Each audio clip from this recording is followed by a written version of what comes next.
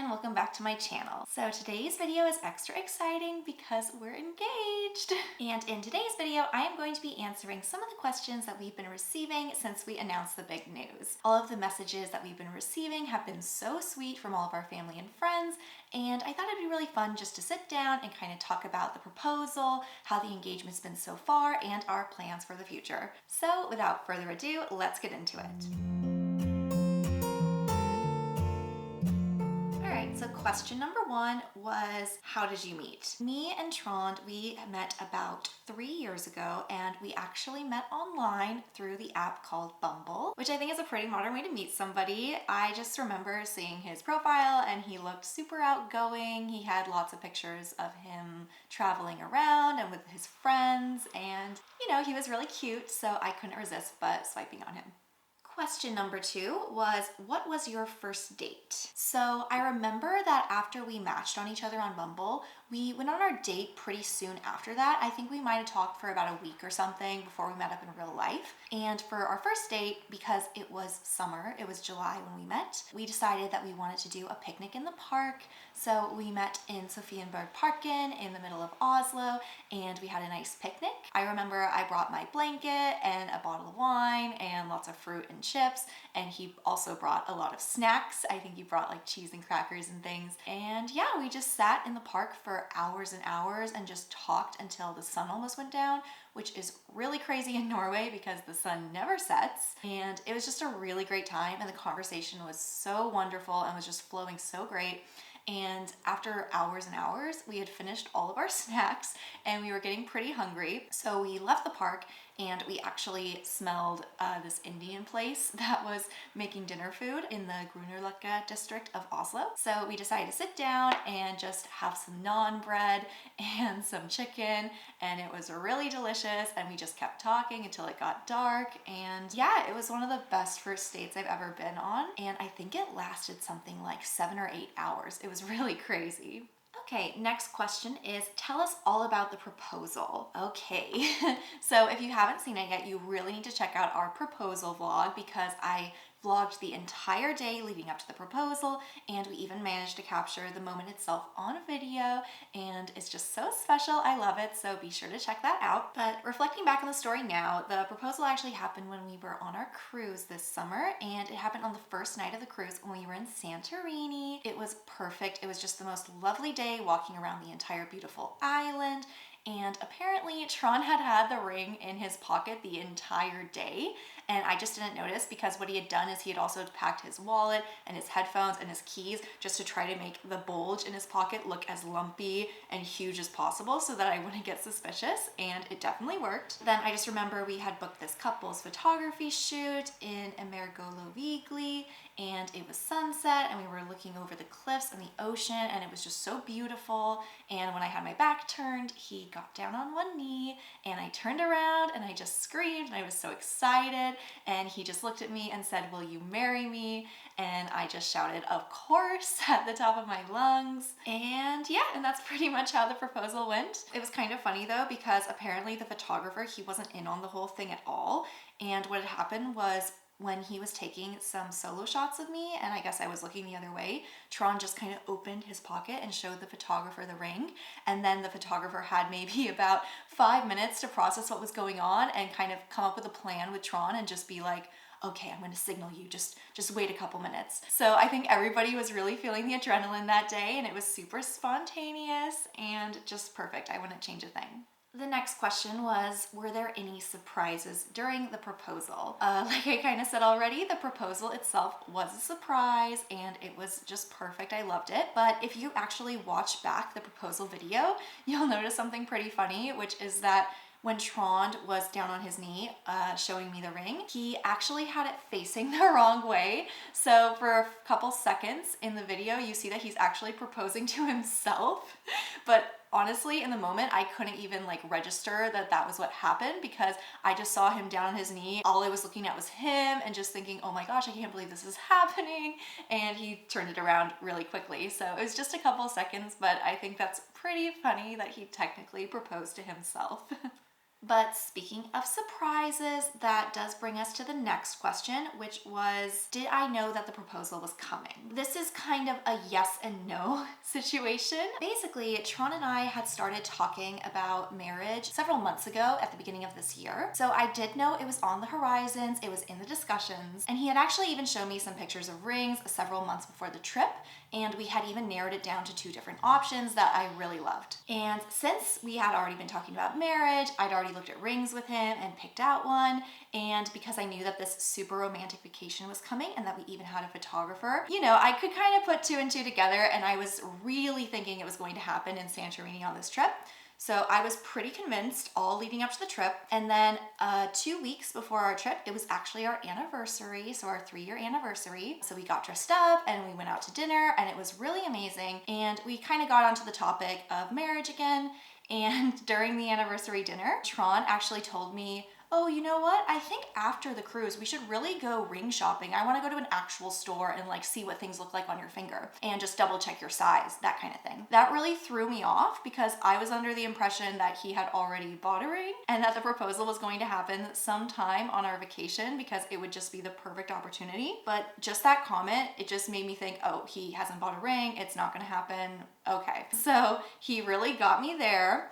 And so then for the next 2 weeks leading up to the trip, I was convinced it wasn't going to happen. But then another twist goes into the story where the day before we left for the cruise, we were packing our bags and I had finished packing my half of the suitcase and he just needed to do his. And I guess when he was doing his packing, he had to get a lot of stuff out of his closet, of course, and he left a bunch of things on the bed in our bedroom. And one of the things he had left on the bed was a cardboard box, and it was empty, so I was going to put it in the recycling, but I didn't want to put it in the recycling in case it was something important, because sometimes he'll buy stuff and then he'll need to keep the box to send it back if he doesn't like it. So I was reading the label on the box, and I saw that the label on the box on the bed said something about a jewelry store. So that made me start to think, oh my gosh, I wasn't supposed to see this, and I just ignored it and I didn't say anything. And I was kind of really in my head about it, thinking, okay, I mean, it could be a ring, but then he said he wants to do ring shopping after the trip. Maybe it's just a necklace, because he does buy me things like that a lot. I was just completely in my head about it, and I just didn't want to assume anything. And so I just thought, if it happens, and that's amazing. And if it doesn't, I'm sure when it does happen, it'll be incredible. But in the end, I'm really glad that it did happen in Santorini, and it was just the proposal of my dreams. Now, more on the engagement. The next question is, what is the ring looking like? My ring is about 1 carat, and it's got 11 little diamonds in the setting around the big stone. It's also made out of white gold, which I really love, and it's got this kind of twisty design setting, just sort of wrapping around the diamond in the middle, and I really love it.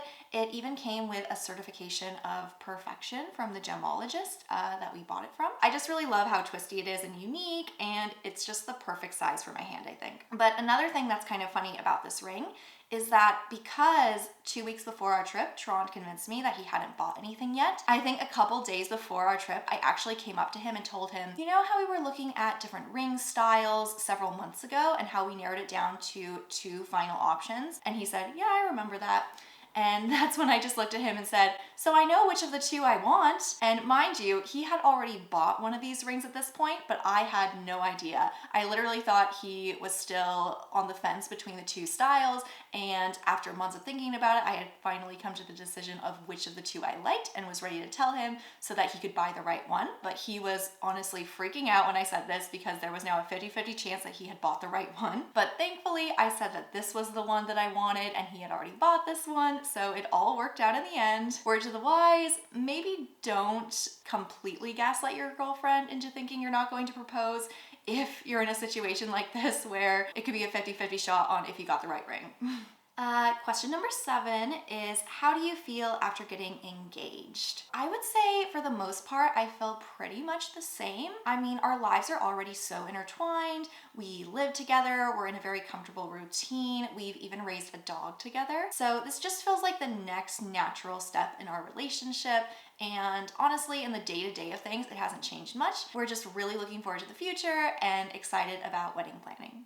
And And that does lead us into the next question, which is, have we started wedding planning yet? Yes, but it's still very early stages. So far, we've started the preliminary steps. We've been looking at some wedding venues. We've come to a rough estimate of our guest count, and we've decided on the time of year we want to get married. After talking to some of the venues though, we realized that next summer is basically fully booked up. So right now we're looking at a much longer engagement, thinking more along the lines of summer of 2026.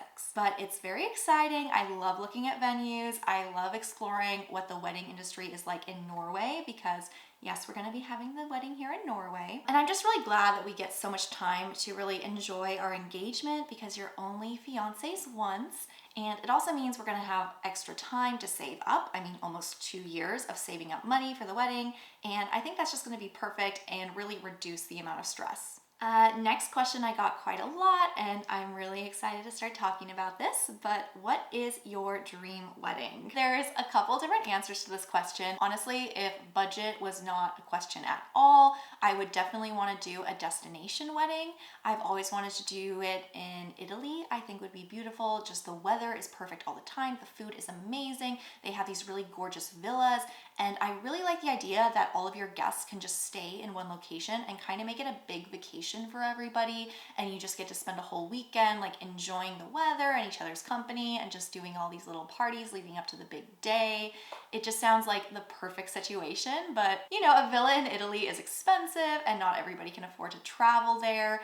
And I think for us, we're really going to be prioritizing people being able to attend over having some big, luxurious, extravagant event. So when I think more realistically, we're definitely gonna have the wedding in Norway, and that's just, like I said, to maximize the people who can attend. When I think about my family in the US, they're all pretty spread out. If I was going to have a wedding there, it would probably be where the majority of my extended family live, which is in Utah, but I've never really grown up in Utah, and planning something there would be the equivalent to planning a destination wedding anyway, because I can't go there to do any of the planning or tour any venues or anything, so it's not ideal. On top of that, we have much more family and friends who live in Norway than we do family and friends living in the States. So it just makes more sense to do it here.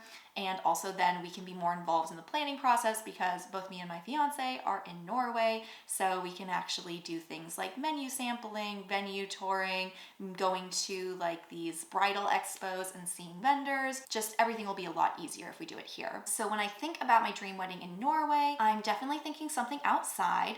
I've always wanted to have an outside ceremony. Of course, in Norway, the weather can be very fickle, but we'll just have to cross our fingers for good weather on the day. But something in the mountains or by the fjord would be just gorgeous. And I really want to have it in a place that's very private, and maybe someplace where our guests could stay on site, because since my entire family will be traveling from the States, they'll need somewhere to stay. And it would just be really amazing if we could combine the accommodation and the ceremony and the reception and just the whole thing into one location.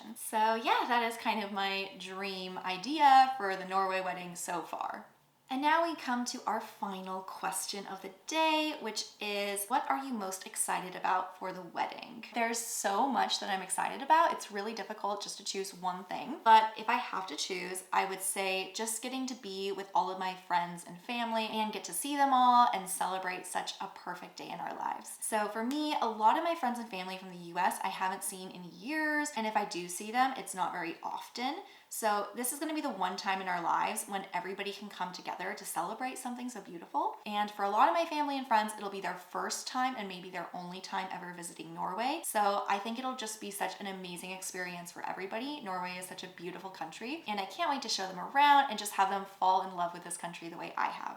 But yeah, those were some of the top questions that we received after our engagement. Thank you so much for asking them. It's just been a really incredible time, and we're both still just in our little love bubble enjoying being newly engaged. But yeah, if there's any questions that you have that I haven't answered in this video, feel free to drop them down in the comments below. Also be sure to like and subscribe, and I can't wait to see you all in the next video. Bye guys!